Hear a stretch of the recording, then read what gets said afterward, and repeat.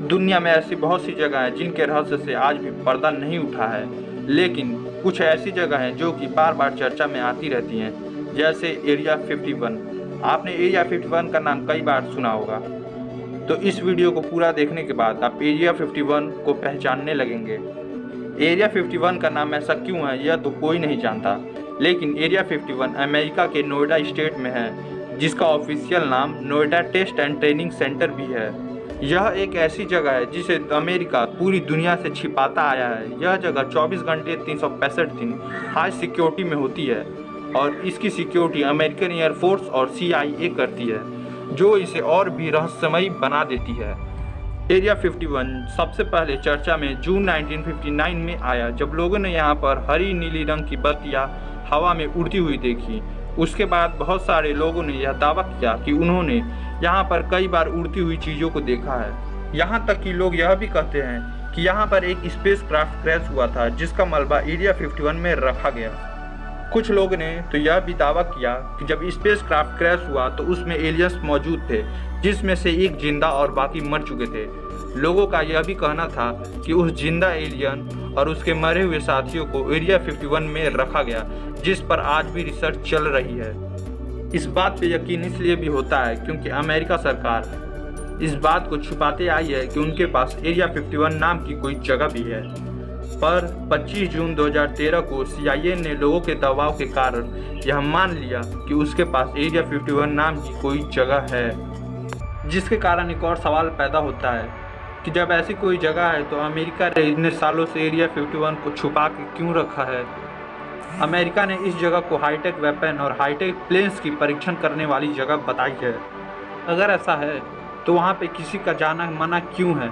यहाँ तक कि कोई सैटेलाइट भी एरिया 51 की पिक्चर भी नहीं ले सकती।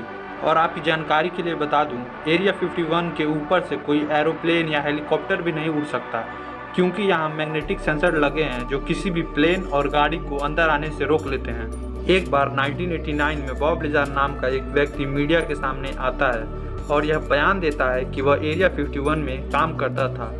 वह एरिया 51 के S4 डिपार्टमेंट में काम करता था, जिसका काम एडवांस स्पेसक्राफ्ट को स्टडी करना था, जो कि बाहरी दुनिया से आते हैं। और उसने यह भी दावा किया कि जिस UFO पे वह काम कर रहा था वह एक ऐसी धातु से बना था जिसका एटॉमिक नंबर 115 था, और इस धातु में एंटी ग्रेविटेशनल प्रॉपर्टी थी जो इसे उड़ने में मदद करती थी।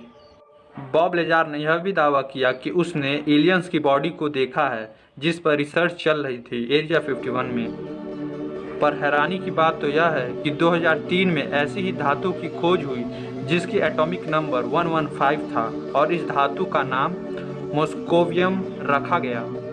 पर बॉब लेजार ने 1989 में ही इस धातु के बारे में बता दिया था, यानी कि 14 साल पहले ही उसने इस धातु के बारे में बता दिया था।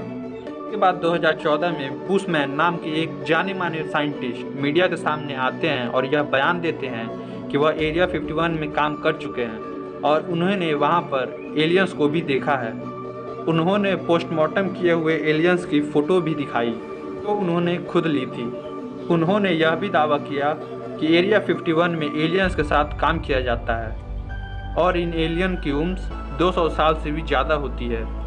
इनकी बात पे भरोसा इसलिए भी होता है क्योंकि यह एक जाने माने साइंटिस्ट थे और काफ़ी बूढ़े हो चुके थे। यह बयान उन्होंने पॉपुलैरिटी और पैसों के लिए तो नहीं दिया था, और अब उन्हें मरने का भी कोई डर नहीं था। इसके बाद काफ़ी सारे लोगों ने एरिया 51 में काम करने का दावा किया। उनका यह कहना था कि एरिया 51 में काम करने वाले लोगों को किसी और से मिलने नहीं दिया जाता, यहाँ तक कि वह अपने डिपार्टमेंट के लोगों को छोड़कर किसी और डिपार्टमेंट के लोगों से बात भी नहीं कर सकते थे।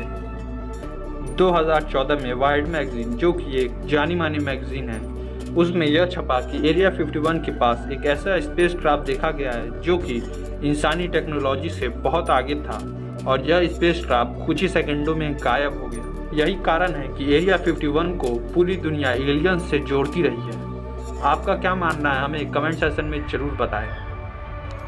वीडियो को लाइक करें, शेयर करें और चैनल को सब्सक्राइब करें।